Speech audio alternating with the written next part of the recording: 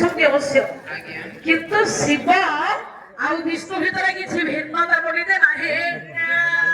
ଯିଏ ବିଷ୍ଣୁ ସେଇ ବୋଲିତେ ଶିବ, ଯିଏ ଶିବ ସେଇ ହେଲେ ବିଷ୍ଣୁ। ହର ହରି ଭିତରେ କିଛି ବି ରଖନ୍ତୁ ନାହିଁ। ଯିଏ ହର ସେଇ ହଉଛି ହରି। ଗଣେ ନାରାୟଣେ ରୁଦ୍ରେ ଅମ୍ବିକେ ଭାସ୍କରେ ତଥା ଭିନ୍ନ ଭିନ୍ନ ନ କର୍ତ୍ତବ୍ୟ। ୟାକୁ ଭିନ୍ନ କି ଅଭିନ୍ନ କରନି, ଇଏ ହଉଛି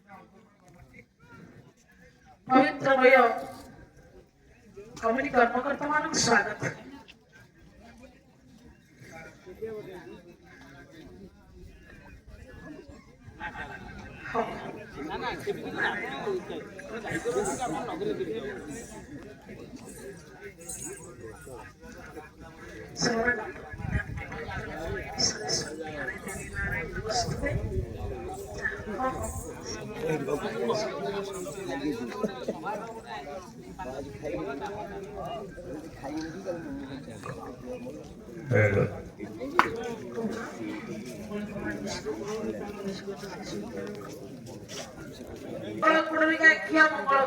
माधव माधव हरि माधव माधव विष्णु शांति साधव नित्य सर्व कार्य समाधव नारायण द्रव्य के भास्कर तथा भिन्न भिन्न करते पंचदेव नमस्ते। भाई एवं शिक्षण मुख्य प्रतिनिधि माननीय सुदर्शन भाई मंचासीन होती समस्ते टिके भारत माता की जय के स्वागत करिया। भारत माता की बंदी, भारत माता की, भारत माता मंच आसबे।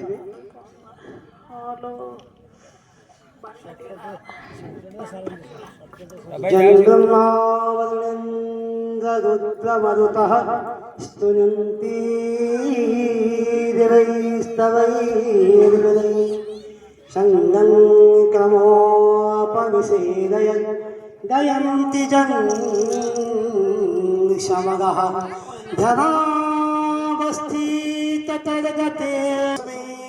नमः देवाय तस्मै नमः देवाय तस्मै नमः। आज यही पुण्य पवित्र काम आज भगवान श्रीकृष्ण जो उत्सव चली 50 वर्ष अनुष्ठान माननीय रवीन्द्र शास्त्रराय जे मंचर सभापति अच्छा मु अनुरोध करुच्ची से कार्यक्रम हाँ बर्तमान परिचय प्रदान करुच्ची पुष्पमाल्य देखिए आमर माननीय हरि भाई समाधान करेंगे माननीय सुदर्शन भाई की श्रीमान सुदर्शन स्वाई जे आमर एमपी मुख्य प्रतिनिधि अच्छा जगतसिंहपुर एमपी माननीय विभूत भाई मुख्य प्रतिनिधि अच्छा आउ जड़े राष्ट्रप्रेमी देशभक्त राष्ट्रपाई सदा सर्वदा समर्पित व्यक्तित्व ताकू स्वागत करवा। वंदे भारत माता की, भारत माता की। ये माटीर गर्व ए माटीर गौरव आमर अनुष्ठान सुभद्रा कृषक महासंघ अष्टम माटीर गौरव बोली सम्मानित करिछि। ए माटीर परिचय ए माटी निज सर्वस्व त्याग कर जड़े महान राष्ट्रभक्त भारत वर्षर विशिष्ट वैज्ञानिक केंद्र सरकार विशिष्ट वैज्ञानिक एवं केंद्र सरकार मुख्य परामर्शदाता एवं राष्ट्रीय स्वयंसेवक संघर स्वयंसेवक माननीय शंकर प्रसाद जना को धन्यवाद करके स्वागत करिए। वंदे वंदे भारत माता की, भारत माता की।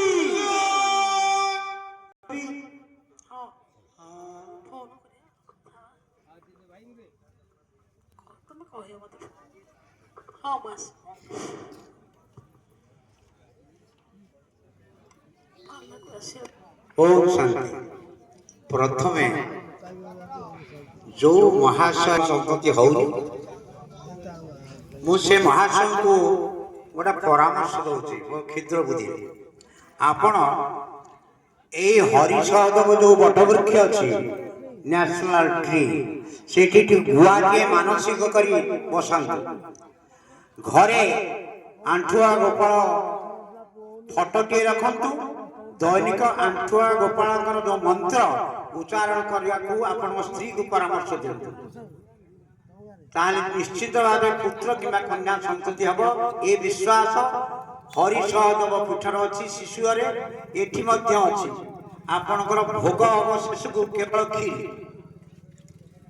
ଆଉ ଏ ସମସ୍ତ ଶ୍ରୋତାବୃନ୍ଦଙ୍କୁ ମୁଁ ଗୋଟେ କ୍ଷମା ମାଗୁଛି କମିଟି ତରଫରୁ এই 8 ଦିନ ଧରି ଯେଉଁ ପାଲା ହେଉଥିଲା ଆମର ନିଶ୍ଚିତ ଭାବରେ ବାହାରେ ଆଉ ଅନ୍ୟାନ୍ୟ ସବୁ ଦିଗରୁ ମୁଁ ସମସ୍ତଙ୍କ ପାଇଁ ଆମ ଯେଉଁ ସୁବର୍ଣ୍ଣ ଜୟନ୍ତୀ ସମାରୋହର ଯେଉଁ କମିଟି ଗୁରୁବାଣୀ এই ଅସ୍ତରଙ୍ଗ ଅଞ୍ଚଳ ଗୌରବ ବୈଜ୍ଞାନିକ ଶଙ୍କର ବାବୁ ତାଙ୍କୁ ବଧେଇ ଜଣାଉଛି କାରଣ ଯାହାନି ଆଗରେ ରୁଦ୍ରଯଜ୍ଞ ହେଲା ବେଳେ ମୁଁ ତାଙ୍କୁ ଭେଟିଥିଲି ସେତିକି ଆଉ ଦେଖିଲି ତାପରେ ସୁଦର୍ଶନ ସ୍ୱାଇଁ ବଂଶ ସହିତ ଆମ ସାମନ୍ତରା ବଂଶର ଅନେକ ପୁରୁଣା ସମ୍ପର୍କ ସେ ଜଣେ ସମାଜସେବୀ ତାଙ୍କର ଫଟୋଚିତ୍ର ମୁଁ ଦେଖିଛି ଅସ୍ତରଙ୍ଗରେ ମରା ହେଇଛି ଏଇ ଯେଉଁ ତୋରଣ ନୂଆ ବର୍ଷରେ ସେ ପୁରୀ ଜିଲ୍ଲାର ମୋହନ ଭାଇ ସରକାର ଯେଉଁ ତାଙ୍କର ପ୍ରତିନିଧି ଅଛନ୍ତି ଯାହା ହଉ এই মহান ব্যক্তি মানকর উপস্থিতি মঞ্চরে আমাকে গৌরবান্বিত করছি তেণু মু সেমানকু ধন্যবাদ অর্পণ করুছি যদি চাহান্তি পদে অধে কহি আমার অনুষ্ঠানকু বা এই শ্রোত মণ্ডলীকে আপনার যদি ইচ্ছা করতে পদে সংক্ষিপ্তরে কহা অনুরোধ করছি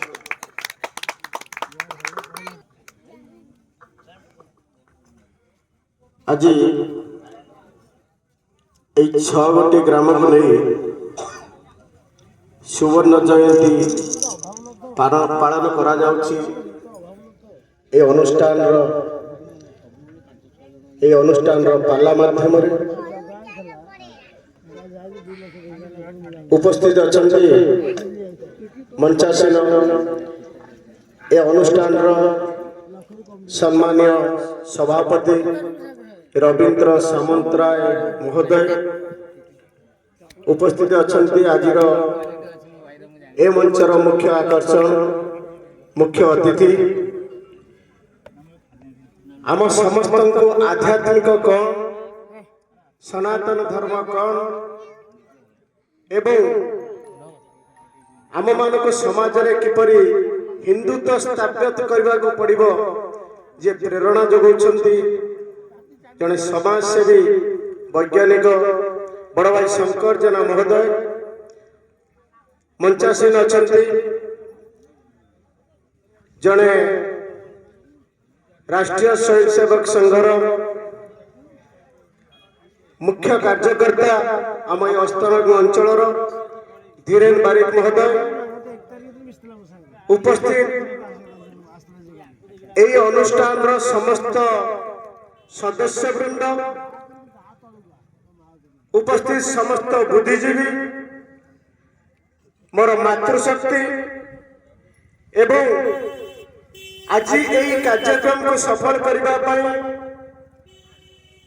दूर दूरांतर आसीथिबा यही पाला समस्त सदस्यवृंद सान सान पिला मानकु मोर शुभेच्छा एवं अभिनंदन।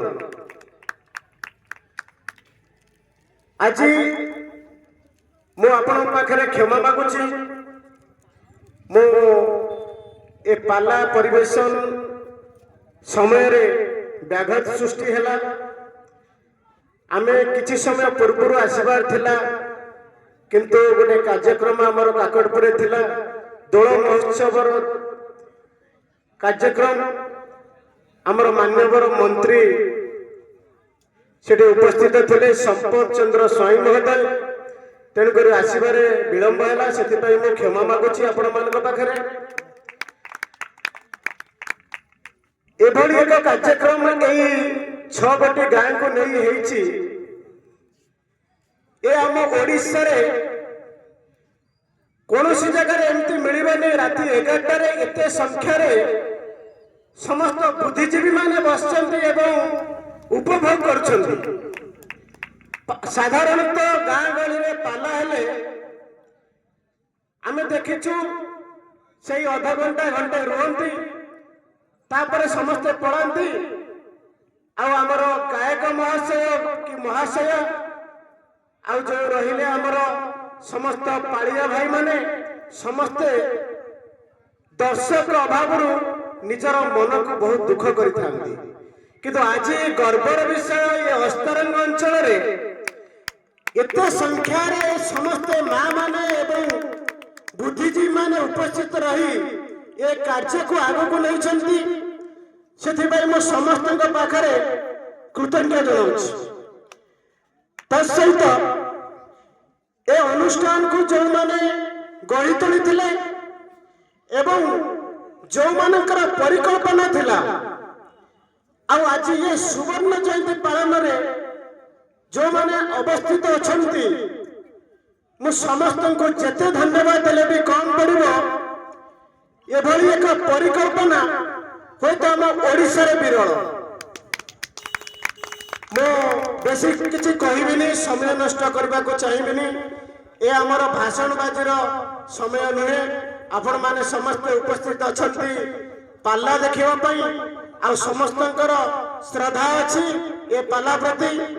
ମୁଁ ଏତିକି କହିବି, ଏ ଅନୁଷ୍ଠାନ କିପରି ଅଧିକରୁ ଅଧିକ ଉନ୍ନତି ହେଉ ଏବଂ ମୁଁ ଆଶା କରିବି ଏ ଅନୁଷ୍ଠାନ ବିଷୟରେ ଏ ଅନୁଷ୍ଠାନର ସମସ୍ତ ସଦସ୍ୟମାନଙ୍କୁ ନେଇ ଆମର ସରକାରଙ୍କ ପାଖରେ ଏକ ଦାବିପତ୍ର ରଖିବା, ଆମେ ରେଜିଷ୍ଟ୍ରେସନ କରାଇବା ଏବଂ ସରକାରଙ୍କ ଅନୁଦାନରେ ଏ କାର୍ଯ୍ୟକ୍ରମ ଆସନ୍ତା ବର୍ଷକୁ କିପରି ଆହୁରି ସଫଳତାର ସହକାରେ କରାଯିବ, ମୁଁ ଏତିକି କହି ମୋର ବାଣୀକୁ ବିରାମ ଦଉଛି।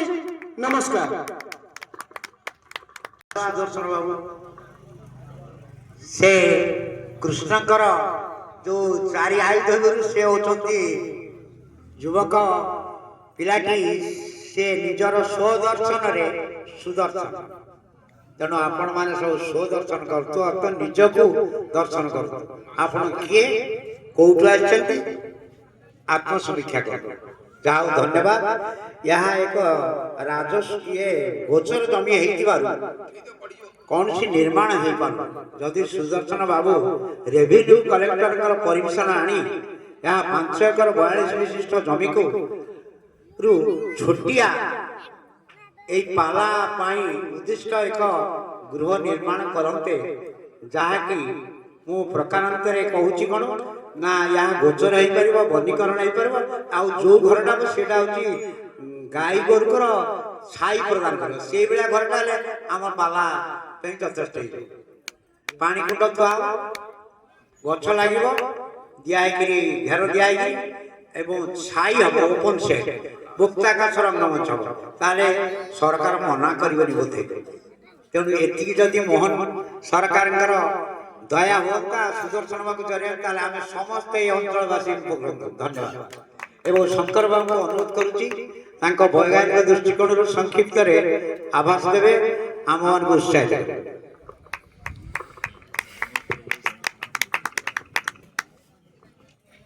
ହରିଶ ଦେବାୟ ନମଃ। ମୁଁ ପ୍ରଥମେ ଏଠି ଉପସ୍ଥିତ ସମସ୍ତ ପଣ୍ଡିତ ମଣ୍ଡଳୀ, ସୁଧୀଜନ, ମାତା, ଭାଇ ଏବଂ ମୋର ବରିଷ୍ଠ ଏବଂ କନିଷ୍ଠ ସମସ୍ତଙ୍କୁ ପ୍ରଣାମ ଜଣାଉଛି, ଭୂମିଷ୍ଠ ପ୍ରଣାମ ଜଣାଉଛି ଯେ ଆପଣମାନେ ଏତେ ସଂଖ୍ୟାରେ ଉପସ୍ଥିତ ହୋଇ ଏଠି ପାଲା ଶୁଣୁଛନ୍ତି। এই ଜିନିଷଟି ଆଜି ସାରା ଓଡ଼ିଶାରେ ବିରଳ ହେବାକୁ ବସିଛି।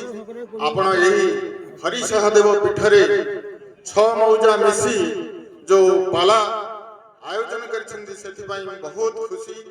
ବହୁତ ବହୁତ ଭଗବାନଙ୍କ ନିକଟରେ ପ୍ରାର୍ଥନା କରୁଛି ଏଇଟା ଆପଣ ଜାରି ରଖନ୍ତୁ, ଆଗକୁ ମଧ୍ୟ ଜାରି ରଖନ୍ତୁ।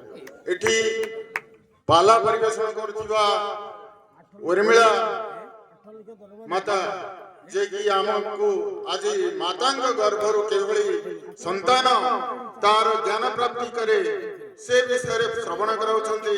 7 ଦିନ ଗାଇ ସାରିଲା ପରେ ମଧ୍ୟ 8ମ ଦିନ ପାଇଁ ଅନୁରୋଧ ଆସିବାରୁ ଆଜି ସେ ଶେଷ ଦିନରେ ପାଲା ପରିବେଷଣ କରୁଛନ୍ତି ତାଙ୍କର ପାଳିଆ ମାନଙ୍କୁ ନେଇ। ସେଥିପାଇଁ ତାଙ୍କୁ ମଧ୍ୟ ପ୍ରଣାମ ଜଣାଉଛି। ଆଉ ମୋର ଡାହାଣ ପାର୍ଶ୍ୱରେ ଉପସ୍ଥିତ ସଭାପତି ମହୋଦୟଙ୍କୁ ମୋର ସମ୍ମାନ ଏବଂ ମୋର ବାମ ପାର୍ଶ୍ୱରେ ସୁଦାମ ଭାଇ, ଧୀରେନ ଭାଇ ଆଉ ମଞ୍ଚାସୀନ ଏଠି ମୋ କଥାକୁ ଯେଉଁମାନେ ଶ୍ରବଣ କରୁଛନ୍ତି ସମସ୍ତ କାର୍ଯ୍ୟକର୍ତ୍ତା ବନ୍ଧୁମାନଙ୍କୁ ଯେଉଁମାନେ ରାତି ଆଉ ଦିନ ଲଗେଇକରି ଏକାଠି ଲଗେଇ ଏଇ ପୀଠର ମହତ୍ଵ ବଢାଇଛନ୍ତି ଆଜି 50 ବର୍ଷ ପରେ ମଧ୍ୟ ଏ ପାଲା ମଣ୍ଡପକୁ ଜାଗ୍ରତ ରଖିଛନ୍ତି। ରାତି ଅଧରେ ଆମେ ବସିକରି ପାଲା ଶୁଣୁଛେ ସେଥିପାଇଁ ସମସ୍ତ କନ୍ତପୟରା ଶିଲାରୀ ମାଳଦା ବସ୍ତଡିୟ କୁହୁଡି ଓ ଅଣଚମ୍ପା ଗାଁର ସମସ୍ତ ମାତା ଭାଇ ଭଉଣୀ ସମସ୍ତଙ୍କୁ ମୋର ଭୂମିଷ୍ଠ ପ୍ରଣାମ। ଆପଣ ଏହି କାର୍ଯ୍ୟ ଜାରି ରଖନ୍ତୁ। କିଛି ସମୟ ପୂର୍ବରୁ ମୁଁ ଏଠି ବସି ଶୁଣୁଥିଲି ଆମର ଗାୟିକା ମହାଶୟ ମହାଦେବଙ୍କ କଥା ଶ୍ରବଣ କରାଉଥିଲେ। ସେଥିରେ ଯୋଉ ଧର୍ମର କଥା ଅଛି, ଯୋଉ କଥା କହୁଥିଲେ ଧର୍ମ ରହିଲେ ହିଁ ରହିବ। ଆପଣ ଏଇ ପାଲା ମଣ୍ଡପଟାକୁ ରଖନ୍ତୁ। କଳି ଯୁଗର ବିହନ ହେଇକରି ଆପଣ ସବୁ ବାହାରିବେ। ଏଇଠାରୁ ହିଁ କଳି ଯୁଗର ବିହନ ରହିବ। ଆଉ ସବୁ ନାଶ ଯିବେ, ଯେମିତି ଅଗାଡି ହଉ ବାଳୁଙ୍ଗା ହଉ ସମସ୍ତେ ନାଶ ଯିବେ। କେବଳ ଧାନ ହିଁ ରହିବ ଆଉ ଧାନର ହିଁ ମଞ୍ଜି ଗଛ ହେବ ଆଉ ସେଇ ସାରା ସୃଷ୍ଟିକୁ ଜ୍ଞାନ ଦେବ। ଏଇ ଆମର ବିଚାର। ଆଜି ଯେଭଳି କହିଲେ ମୋ ଘର ବହୁତ ଦୂର ନୁହେଁ, ଏଇଠୁ ଯଦି ଟେକା ଫୋପାଡ଼ିବେ ବୋଧେ ମୋ ଘରେ ପଡ଼ିଯିବ ଯାଇକରି। ମୁଁ ବହୁତ ଦୂରରୁ ଜନ୍ମ, ମୋର ଘର ଦୂର ନୁହେଁ, ଗୁଡୁବଣୀ ଗ୍ରାମ ଏଇ ପାଖରେ। ମୁଁ ମଧ୍ୟ ଆପଣଙ୍କ ଭଳି ଏଠି ଶ୍ରୋତା ହେଇ ଶୁଣିବା କଥା, କିନ୍ତୁ ସମୟ ଅଭାବରୁ ମୁଁ ଶୁଣିପାରି ନାହିଁ। ଛୋଟବେଳେ ମଧ୍ୟ ମୁଁ ପାଲା ଆପଣଙ୍କ ଭଳି ଶୁଣିଛି। ଆଜି ଯଦି ଓଡ଼ିଆ ଭାଷା ରଖିବାର ଇଚ୍ଛା ଥାଏ ତାହେଲେ ଆମେ ସବୁ ପାଲା ଶୁଣିବା ଦରକାର। ଆପଣମାନେ ସମସ୍ତଙ୍କର ପିଲା ଥିବ, 10ମ କ୍ଲାସ ପଢିଥିବ, କଲେଜରେ ପଢୁଥିବ କିମ୍ବା ପଢିକିରି ଚାକିରି ବି କରିସାରିଥିବ। ତାକୁ କହିବେ ଭାଇ ଓଡ଼ିଆ ଭାଷାରେ ବାପା ଟିକେ ଗୋଟେ ଦରଖାସ୍ତ ଲେଖିଲି, ମୁଁ ବିଡିଓଙ୍କୁ ଦେବି, ତହସିଲଦାରଙ୍କୁ ଦେବି। କିନ୍ତୁ ଓଡ଼ିଆ ଭାଷାରେ ସେ ଗୋଟେ ଦରଖାସ୍ତ ଲେଖିବା ବି ତା ପାଖରେ କଷ୍ଟକର ହେଇଯିବ। କିନ୍ତୁ ଆମର ଗାୟିକା ମହୋଦୟ କେତେ ଭାଷା କେତେ କଥା ଗାଇ ମନେ ରଖି ଆଉ ଆଜି ଆପଣଙ୍କ ଆଗରେ ପରିବେଷଣ କରୁଛନ୍ତି। ଆମେ 8 ଦିନ ଧରି ଏଠି ପାଲା ଶୁଣୁଛେ, କିନ୍ତୁ ତାଙ୍କ କଥାରୁ ଗୋଟିଏ ପଦ ବା ଗୋଟିଏ ଶ୍ଲୋକ କିଏ ଗାଇକରି ଯଦି ମନେ ରଖିଥିବେ ତାହେଲେ ମୁଁ ତାଙ୍କୁ ଧନ୍ୟବାଦ ଦେବି ଯେ ଆମେ ଆମ ଓଡ଼ିଆ ଭାଷାକୁ କେମିତି ଭୁଲି ଭୁଲି ଯାଉଛେ। ଓଡ଼ିଆ ଅସ୍ମିତା ନେଇ ଆଜି ସରକାର ଆସିଛି, କିନ୍ତୁ ଓଡ଼ିଆକୁ ଆମେ ଆଗକୁ କେମିତି ନେବା ସେଥିପାଇଁ ଆମେ ପ୍ରଚେଷ୍ଟାରତ ରହିବା ଦରକାର। ଓଡ଼ିଆ ଭାଷା ରହିଲେ ହିଁ ଆମର ସଂସ୍କୃତି ରହିବ, ଆମର ଏ ହରିସେହଦେବ ପୀଠ ରହିବ, ଆମର ଧର୍ମ ରହିବ, ଆମର ଶିବ ରହିବେ, ଆମର ବିଷ୍ଣୁ ରହିବେ, ଆମର ଯେତେ ଦେବାଦେବୀ ରହିବେ, ଆମର ମହାଭାରତ ରହିବ, ଆମର ଗୀତା ରହିବ, ଆମର ସବୁ ରହିବ। ଯଦି ଭାଷା ନାହିଁ ତାହେଲେ ଆମେ ଭାଷା ଶୂନ୍ୟ ହେଇଗଲେ ଆଜି ଯେମିତି ଡାଡି ମମିରେ ପରିବର୍ତ୍ତନ ହେଇଛି, ବାପା ବୋଉ ପଳେଇ ଯାଇଛି କୁଆଡେ। ଆଜି ଜନ୍ମଦିନ ନାହିଁ, ବାର୍ଥଡେ ହେଇଯାଇଛି। ଆଜି ନବବର୍ଷ ନାହିଁ, ଦୋଳ ପୂର୍ଣ୍ଣିମା ନାହିଁ, ଆମର ହାପି ନ୍ୟୁ ଇୟର ହେଇଯାଇଛି। ଏ ସବୁରୁ ବଞ୍ଚିବାକୁ ହେଲେ ଆମକୁ ହିନ୍ଦୁ ଧର୍ମକୁ ଅପନାଇବାକୁ ପଡିବ, ହିନ୍ଦୁ ଧର୍ମର କଥା ରଖିବାକୁ ପଡିବ। ଆମେ ଗୋଟେ ଯୋଉ ଭାରତ ବର୍ଷରେ ବଞ୍ଚିଛେ, ହିମାଳୟ ସମାରଭ୍ୟ ଯାବତ ହିନ୍ଦୁ ସରୋବରମ୍ ତମ୍ ଦେବ ନିର୍ମିତମ୍ ଦେଶମ୍ ହିନ୍ଦୁସ୍ତାନମ୍ ପ୍ରଚକ୍ଷତେ। ହିମାଳୟ ପର୍ବତ ଠାରୁ ଆମର ସିନ୍ଧୁ ପର୍ଯ୍ୟନ୍ତ ଯୋଉ ଏ ଭୂମି ଅଛି, ଏ ଭୂମିକୁ ଭାରତ ବର୍ଷ କୁହାଯାଏ। ସେଇ ଭାରତ ବର୍ଷ ଭିତରେ ଓଡ଼ିଶା ବା ଉତ୍କଳ ଗୋଟେ ସର୍ବଶ୍ରେଷ୍ଠ ପ୍ରଦେଶ। ଆଉ ସେ ଉତ୍କଳ ଭିତରେ ନୀଳାଚଳ ପୁରୀ ଧାମ ସବୁଠାରୁ ଉତ୍କୃଷ୍ଟ। ତାଠାରୁ ଉତ୍କୃଷ୍ଟ ହଉଛି କାକଟପୁର ମାଟି, ଯୋଉଠି ଜଗନ୍ନାଥଙ୍କର ମା ମଙ୍ଗଳା ବସୁଛନ୍ତି। ଆଉ ସେଇ ମଙ୍ଗଳାଙ୍କ ପୀଠରୁ ତ୍ରାହି ପଡିବା ପରେ ଏଠୁ ଜଗନ୍ନାଥ ବଳଭଦ୍ର ସୁଭଦ୍ରାଙ୍କ ଦାରୁ ସଂଗ୍ରହ ହୁଏ, ତାପରେ ଯାଇକରି ବିଗ୍ରହ ସ୍ଥାପନ ହୁଏ। ଯେମିତି ଆମେ ଗୋଟେ ପଥରକୁ ଯେତେବେଳେ ଆମେ ତାଙ୍କୁ ଜୀବନ ଦାନ ଦିଏ ସେ ଆମର ଦେବତା ହେଇଯାଏ, ସେଇଭଳି ଦାରୁ ଯେତେବେଳେ ଜଗନ୍ନାଥଙ୍କ ସିଂହାସନରେ ରତ୍ନ ସିଂହାସନରେ ବସିଯାଏ ସେ ଆମର ଆରାଧ୍ୟ ହୋଇଯାନ୍ତି ଜଗନ୍ନାଥ ବଳଭଦ୍ର ସୁଭଦ୍ରା। ଆଜି ଆପଣ ମାନଙ୍କର ପୂର୍ବ ପିଢି ମାନେ ଏତେ ପୁଣ୍ୟ କାମ କରିଥିଲେ, ଯାହାକି ଆପଣଙ୍କ ଗ୍ରାମରୁ ମା ସୁଭଦ୍ରା ବାହାରିକରି ଗଲେ ଆଉ ଜଗନ୍ନାଥ ମନ୍ଦିରରେ ସ୍ଥାନ ପାଇଲେ। ଆପଣମାନେ ମଧ୍ୟ ମୁଁ ଅନୁରୋଧ କରୁଛି, ଆପଣମାନେ ମଧ୍ୟ ସେଇଭଳି ଭଲ କାମ କରନ୍ତୁ। ଏଠି ହୁଏତ ଆଗାମୀ ଦିନରେ ଜଗନ୍ନାଥ କିମ୍ବା ବଳଭଦ୍ର କିମ୍ବା ସୁଦର୍ଶନ ଏଇ ଜାଗାରୁ ପୁଣି ଯାଇକରି ଜଗନ୍ନାଥ ମନ୍ଦିରରେ ସ୍ଥାପନ ହେବେ। ଏଥିପାଇଁ ମୁଁ ଆପଣଙ୍କୁ ଅନୁରୋଧ କରୁଛି ଧର୍ମ ମାର୍ଗରେ ଯିବା। ଆଉ ଆଜି ଆମେ ଯୋଉ ଏଇଠି ପାଲା ମଣ୍ଡପରେ ବସିଛେ, ଯାହା ଶୁଣୁଛେ ନିଶ୍ଚୟ କିଛି ମନେ ରଖିବାକୁ ଚେଷ୍ଟା କରିବା। ଖାଲି ଶୁଣି ଦେଇକିରି ଗଲେ ହବ ନାହିଁ। ମା ମାନେ, ଭାଇ ମାନେ, ମଉସା ମାନେ, ଯେ ଭାଇ ବରିଷ୍ଠ ହୁଅନ୍ତୁ କନିଷ୍ଠ ହୁଅନ୍ତୁ ସମସ୍ତଙ୍କୁ କହୁଛି, କେବଳ ପାଲା ଶୁଣି ଦେବାକୁ ଯାଇଥିଲି, ଶୁଣି ଦେଇ ପଳେଇ ଆସିଲି, କଣ କହିଲେ ମୋର ମନେ ନାହିଁ, ଏଭଳି ହେଲେ ଚଳିବ ନାହିଁ। ଆଜିର ସମାଜରେ ବର୍ତ୍ତମାନ ଆପଣ ଶୁଣୁଥିବେ ଆମେରିକା ଇସ୍ରାଏଲରେ ବୋମା ମାଡ଼ କରୁଛି, ଇରାନ ଇସ୍ରାଏଲ ମଧ୍ୟରେ ଯୁଦ୍ଧ ଚାଲିଛି। ଆମର ଜଣେ ଭାଇ, ଆଜି ମୁଁ କାହା ସାଥିରେ ଆସୁଥିଲି, ସେ କହିଲା ଆମର ତେଲ ରେଟ୍ ବଢିଯିବ ରେ ବାବା। ଭାଇ ତେଲ ରେଟ୍ ବଢିବ, ସବୁ ଠିକ ହବ, କିନ୍ତୁ ଆଉ ଗୋଟିଏ ଜିନିଷ ଆମ ଉପରେ ଆକ୍ରମଣାତ୍ମକ ଭାବରେ ଆସୁଛି। ଆମର ଏଇଠି ଦେଖିବା, ଆମେ ବାଂଲାଦେଶରେ କଣ ହେଲା, ପାକିସ୍ତାନରେ କଣ ହେଲା, ଆଫଗାନିସ୍ତାନରେ କଣ ହେଲା, ସବୁ ମନ୍ଦିର ଭାଙ୍ଗି ଦିଆଗଲା, କୌଣସି ମନ୍ଦିର ରହିଲା ନାହିଁ। ହିନ୍ଦୁମାନେ ପଳାତକ ଭାବରେ ଭାରତବର୍ଷକୁ ଆସିଲେ। ଆଜି ଆପଣଙ୍କର ୱେଷ୍ଟ ବେଙ୍ଗଲରେ ଦେଖନ୍ତୁ, ପଶ୍ଚିମବଙ୍ଗରେ ଦେଖନ୍ତୁ, ଆଜି କେରଳରେ ଦେଖନ୍ତୁ, ଆଜି ବିଭିନ୍ନ ସ୍ଥାନରେ ଯୋଉଠି ହିନ୍ଦୁ ସଂଖ୍ୟା କମୁଛି, ତାର କାରଣ ହଉଛି ବିଧର୍ମୀ ଲୋକମାନେ ଆମ କନ୍ୟା ଉପରେ ଆଖି, ଆମର ମା ଗୋମାତା ଉପରେ ଆଖି, ଆମର ଜମି ଉପରେ ଆଖି, ଆମର ମନ୍ଦିର ଉପରେ ଆଖି, ଆମର ସମସ୍ତ ସମ୍ପତ୍ତିକୁ, ଆମର ଯୋଉ ଧର୍ମର ଯେତେ ଜିନିଷ ଅଛି ସବୁକୁ ଲୋପ କରିବା ପାଇଁ ସେମାନେ ପ୍ରଚେଷ୍ଟାରତ। ଆମେ ପାଲା ସେତିକିବେଳେ ଶୁଣିପାରିବା ଯେତେବେଳେ ଆମେ ହିନ୍ଦୁ ହେଇ ରହିବା, ଆମର ଭାଗବତ ସେତିକିବେଳେ ରହିବ ଯେତେବେଳେ ଆମେ ହିନ୍ଦୁ ହେଇ ରହିବା, ଆମେ ଆମର ମନ୍ଦିର ସେତେବେଳେ ରହିବ, ଆମକୁ ହରିସହଦେବ ସେତେବେଳେ କୃପା କରିବେ ଯେତେବେଳେ ଆମେ ହିନ୍ଦୁ ହେଇ ରହିବା। କୌଣସି ବିଧର୍ମୀ ଆସିକିରି ହରିସହଦେବଙ୍କୁ ମୁଣ୍ଡିଆ ମାରିବନି, କୌଣସି ବିଧର୍ମୀ ଆସିକିରି ମହାଦେବଙ୍କୁ ମୁଣ୍ଡିଆ ମାରିବନି, କୌଣସି ବିଧର୍ମୀ ଆସିକିରି ଜଗନ୍ନାଥଙ୍କୁ ମୁଣ୍ଡିଆ ମାରିବନି। ବିଧର୍ମୀ କଣ କରିବ, କଳା ପାହାଡ ହେଇକିରି ଜଗନ୍ନାଥଙ୍କୁ ଭାଙ୍ଗିବ। ତେଣୁ ଆମେ ଧର୍ମ ରକ୍ଷା କରିବା ଆମର ମହତ୍ ବଡ କାମ। ଯେତିକି ଆମେ ପାଲା ଶୁଣୁଛେ ତାଠାରୁ ବଡ କାମ ଧର୍ମ ରକ୍ଷା କରିବା। ଆମର ସଂସ୍କୃତି ସୁରକ୍ଷା ସମିତି ନାମରେ ଆମେ ଏକ ଅନୁଷ୍ଠାନ ଚଲାଉଛୁ, ଯୋଉଥିରେ ହଜାର ସଂଖ୍ୟାରେ ମା ମାନେ ଆସୁଛନ୍ତି, ଆମ କଥା ଶୁଣୁଛନ୍ତି ଏବଂ ସେମାନେ ଭାବୁଛନ୍ତି ନା ଠିକ କଥା, ଆମେ ଯୋଉ କଥା ହୁଡି ଯାଇଛୁ। କିଛି ସମୟ ପୂର୍ବରୁ ଗାୟିକା ମହାଶୟ କହୁଥିଲେ ଶାଶୁ ଆଉ ବୋହୂ ଭିତରେ ସମ୍ପର୍କ, ବାପା ଆଉ ପୁଅ ଭିତରେ ସମ୍ପର୍କ, ଏ ବିଭିନ୍ନ କଥା କହୁଥିଲେ। ପ୍ରକୃତରେ ଆମେ ସେ ସ୍ଥାନକୁ ଯାଇନାହିଁ, ସେମାନେ ଅତିରଞ୍ଜିତ କରି କହୁଛନ୍ତି, ଆମ ଘରେ ସେଭଳି ହେଇନାହିଁ। ତେଣୁ ଆମେ ଭାବୁଛେ ସେ ଯୋଉ କଥା କହିଲେ ସେଟା ବାହାରେ ହବ, ଆମର ଏଠି ହେଇନାହିଁ, କାକଟପୁରରେ ହେଇନାହିଁ ସେ ଘଟଣା, ଆଉ ହବ ବି ନାହିଁ ଆଗକୁ। ମାନେ ମୋର ଏଇଟା ଦୃଢ ବିଶ୍ୱାସ ଅଛି ଯେ ଏଇଟା ହିଁ ଏଇ କାକଟପୁର ମାଟିର ବିହନ ରହିବ, ଯୋଉଟା କଳି ଯୁଗରେ ଯୋଉ ହବ, ପ୍ରଳୟ ହବ, ପ୍ରଳୟ ପରେ ମଧ୍ୟ କାକଟପୁର ଯାଇକି ସାରା ବିଶ୍ୱକୁ ଖେଳିବ, ଏଇଟା ଆମର ଆଶା ଅଛି। ମୁଁ ଭାବୁଛି ଆଉ ଅଧିକା କଥା କହିବି ନାହିଁ। ଆପଣମାନଙ୍କୁ ମଝିରେ ଯୋଉ ବ୍ୟାଘାତ ସୃଷ୍ଟି ହେଲା, ପାଲା ଆପଣ ବହୁତ ତନ୍ମୟର ସହିତ ଶୁଣୁଥିଲେ, ଏଥିରେ ଯୋଉ ବ୍ୟାଘାତ ହେଲା ସେଥିପାଇଁ ମୁଁ ଦୁଃଖିତ, କିନ୍ତୁ ଏଇଟା ମଧ୍ୟ ଆପଣଙ୍କୁ ଶୁଣିବାର ଆବଶ୍ୟକତା ଥିଲା। କେବଳ ପାଲା ଶୁଣିଲେ ହବ ନାହିଁ, ଆମ ଧର୍ମ ରକ୍ଷା କରିବାକୁ ପଡିବ। ଆଜି ଆପଣ ଯେତେବେଳେ ମନ୍ଦିରକୁ ଯାଉଛନ୍ତି, ଏକୁଟିଆ କେବେ ମନ୍ଦିରକୁ ଯାଆନ୍ତୁ ନାହିଁ, ନିଜ ସାଥିରେ ନିଜ ପୁଅକୁ କିମ୍ବା ନାତିକୁ କିମ୍ବା ନାତୁଣୀକୁ କିମ୍ବା ଭଣଜାକୁ କିମ୍ବା ଭାଣିଜୀକୁ ନେଇ ଯାଆନ୍ତୁ। ମନ୍ଦିରକୁ କେବେ ଏକୁଟିଆ ଯାଆନ୍ତୁ ନାହିଁ। ଦୀପ ଲଗେଇଲା ବେଳେ, ଚଉରା ବେଳେ ମୁଣ୍ଡିଆ ମାରିଲା ବେଳେ, ପିଣ୍ଡଦାନ ବେଳେ ସବୁବେଳେ ନିଜ ପିଲାକୁ, ସନ୍ତାନକୁ ସାଥିରେ ରଖନ୍ତୁ, ସେ ବି ଶୁଣୁ, ନଚେତ ଆପଣଙ୍କ ପରେ ଆଉ କେହି ହିନ୍ଦୁ ଧର୍ମରେ ନଥିବେ, ସବୁ ବିଧର୍ମୀ ହେଇଯିବେ। ଏଇଟା ଆପଣ ମାନେ ନିଶ୍ଚୟ ମନେ ରଖନ୍ତୁ। ଏଇ ଆଜି ଦେଖିବେ, ଆପଣ ଦେଖିବେ କିଛି ଦିନ ପରେ ଆଉ ମଉସା ମାଉସୀ ନଥିବେ, ଦାଦା ଖୁଡି ନଥିବେ, ବଡ ବାପା ବଡ ବୋଉ ନଥିବେ। କାହିଁକି? ବାପାର ଗୋଟିଏ ପୁଅ ଗୋଟିଏ ଝିଅ, ଆଉ ବଡ ଭାଇ କିମ୍ବା ସାନ ଭାଇ ହେଲେ ସିନା ବଡ ବାପା କି ଦାଦି ଆସିବେ, ଆଉ ଭଉଣୀ ତ ଗୋଟିଏ, ଆଉ ମାଉସୀ କୁଆଡୁ ଆସିବ?